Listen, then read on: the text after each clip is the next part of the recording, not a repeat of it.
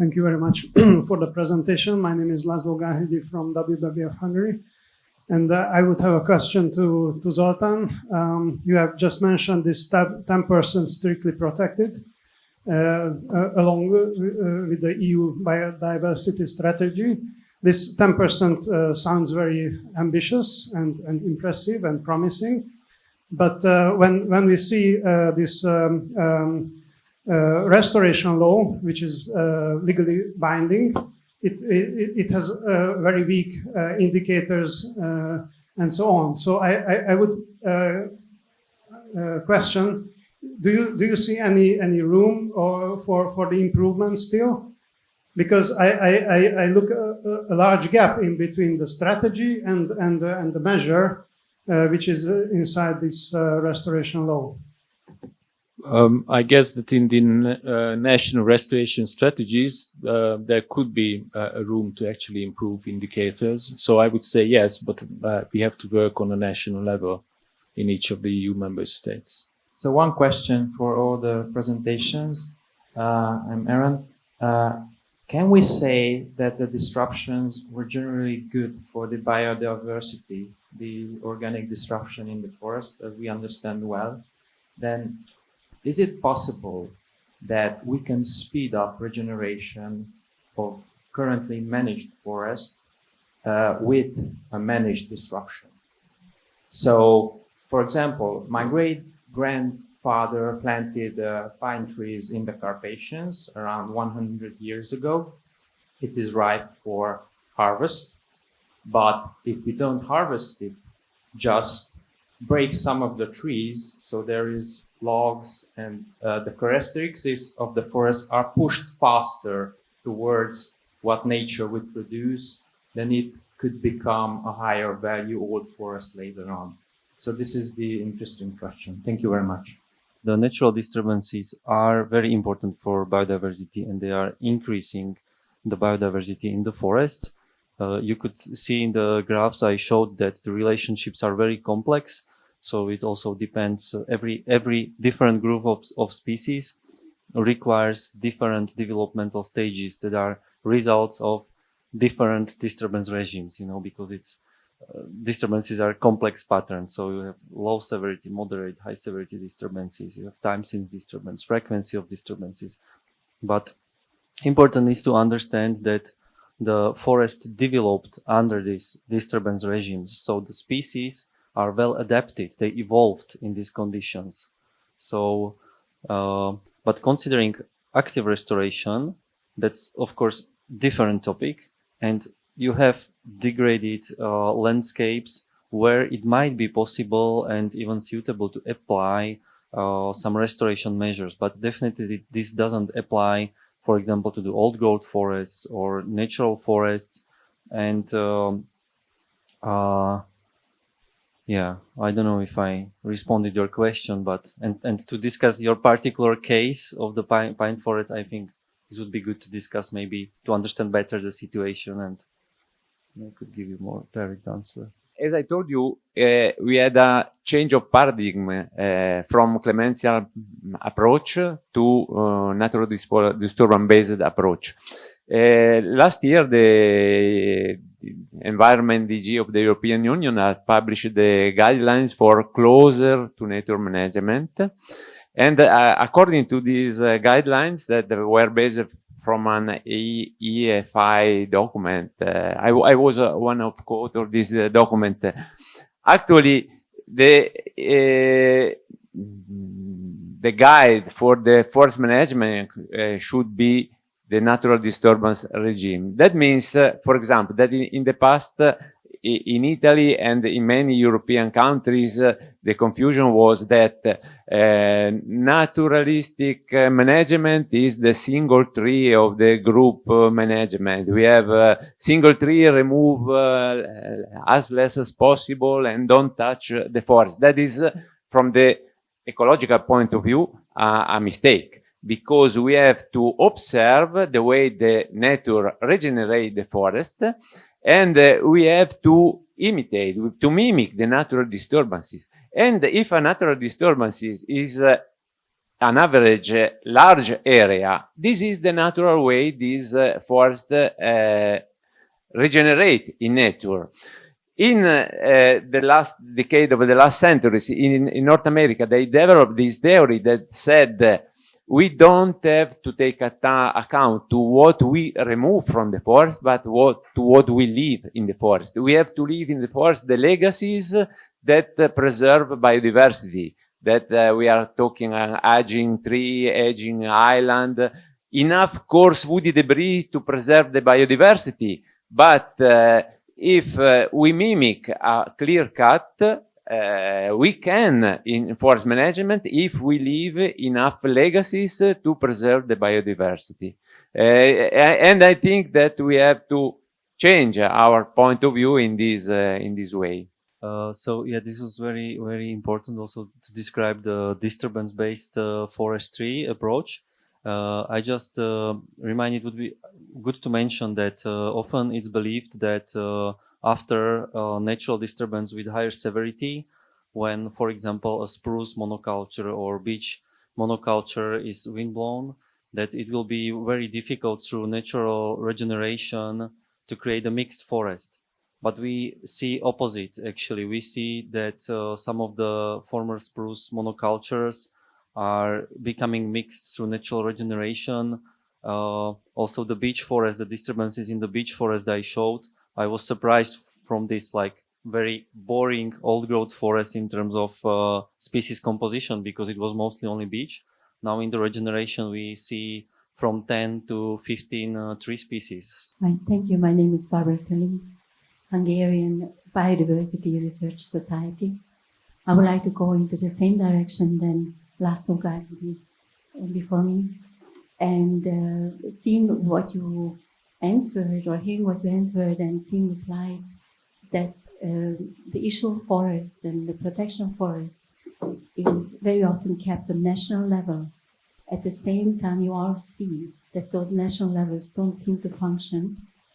I would like to ask if there are any suggestions or proposals or attempts to put this on a human right level, to have the right to have forests in Europe, to have close to nature state forests, biodiverse forests, because I don't think this policy of giving this to the member countries will function long term. And seeing also the research from Czechia, Romania, slides here, I think we are really close to midnight in this topic. And my question is just, are there any attempts? Do you know of any? If not, I would like to propose such. Thank you. I don't know, but in a lot of cases, at least in the CBD discussions, human rights issues, especially linked to indigenous rights, are actually high on the agenda. But I know that we started a forest litigation cooperative, which takes legal cases against misuse of forest. Let's put it like that. Maybe Mary will be able to explain that later on. But I think that the forest litigation cooperative takes still the climate change and carbon as a main driver, yeah, not the human rights. Human rights is an important argument. Yeah, human rights is an important argument. Yeah, so forest litigation cooperative. Putting a legal case isn't straightforward. Yeah. My name is Joseph Windowski. I'm managing a LIFE project, forest project. I have two comments and one question. The first comments about this peaking the logging in the 90s.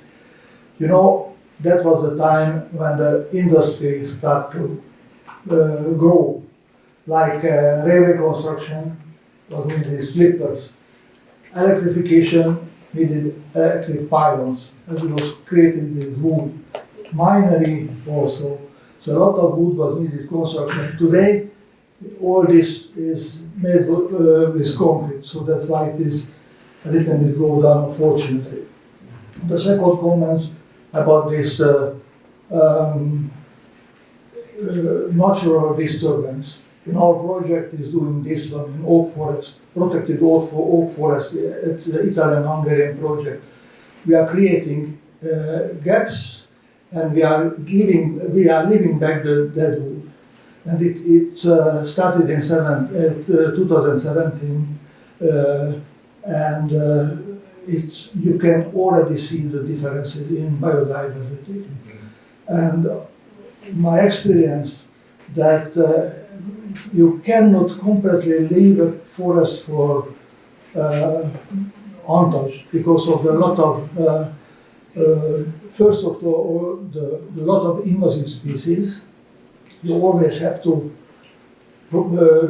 interfere, take out, remove all these invasive species. And the second one, at least in Hungary, the huge amount of wildlife, which is very much a big problem in the forest. So you have to a little bit always do something to keep the balance, or should do.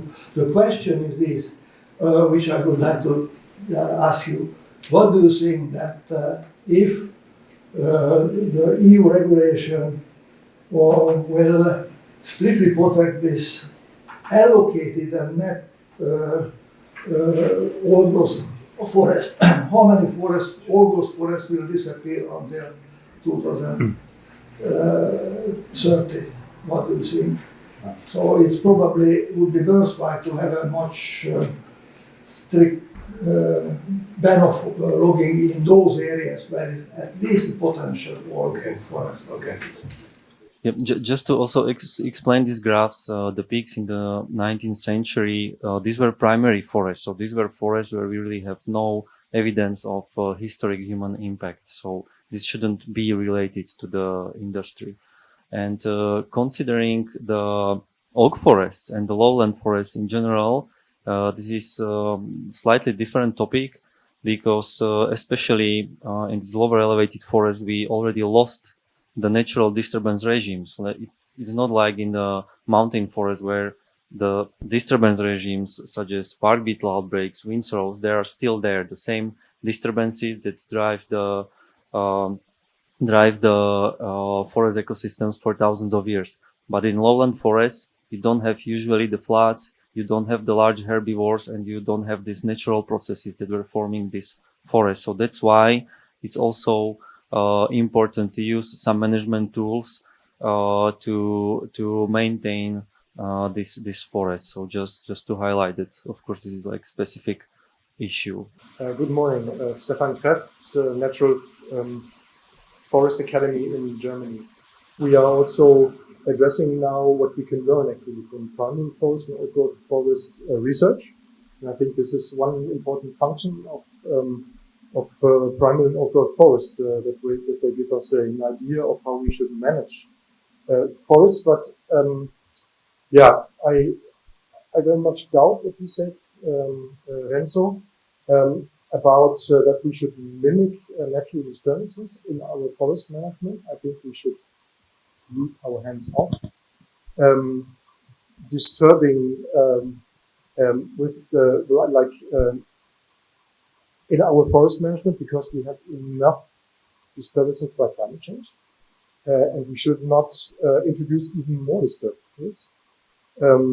And anyway, even without climate change, we have natural disturbances. So I think the approach would be just to wait.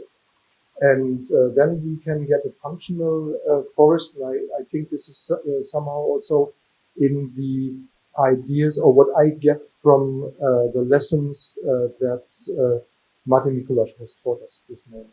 Yes, of course, mimic natural disturbance in managed forest could be, in most cases, a single tree or group selection. If you go to a mixed silver fir, beech, and Norway spruce forest, this is the way in most cases you can find natural regeneration. But if you go to a mountain Norway spruce forest, not established by human, but a natural forest, in this case, there are no single tree or group selection made by nature. And you apply a different way to regenerate the forest. You simply don't follow the natural way, but you apply your modification of the landscape. Then the fact that natural disturbances are increasing due to climate change is a speculation, because, as Martin said, we don't have enough proof that the natural disturbances that we are observing are mainly related to climate change, or maybe are related to our past management that has modified the forest, has changed the structure of the forest, has changed the forest composition. So, to wait is a very nice policy. The result of these policies is that we will import forest from abroad the European Union. I don't know if you know that as a European citizen, each of us is responsible for 200-300 square meters of destruction of Amazonian forest due to embedded deforestation, because we import wood, we import other products from South America. So, if you think that we are rich and we can allow to destroy the forest outside the European Union, probably it's right. I just want to explain how I understand it. Of course, it's about a combination of approaches in the landscape. And for example, if we achieve 15% of strict forest conservation in the landscape, which would be amazing, then still we have a large area that needs to be managed in some way. So that's also how the disturbance-based silviculture can be used, that you can manage it in a way that you can also promote the biodiversity by mimicking the natural disturbance processes. So it's always a combination, but these approaches don't fight against each other, but it's about the landscape level planning. Yeah, just one short comment. I put this there because from Renzo's presentation, because this reminded me to Michal Vizik once said, he's going to be one of the speakers tomorrow, that if we cut down a tree, and let's think of oak that might live 700 years, and the rotation period in a production forest is what, 100, 120 years. That would mean, in human terms, that we cut down the trees when they are in their teenager age, basically. So just think that none of us would sit here because we have already been killed. Yeah, so I think it's a big impact that we have on forest through management.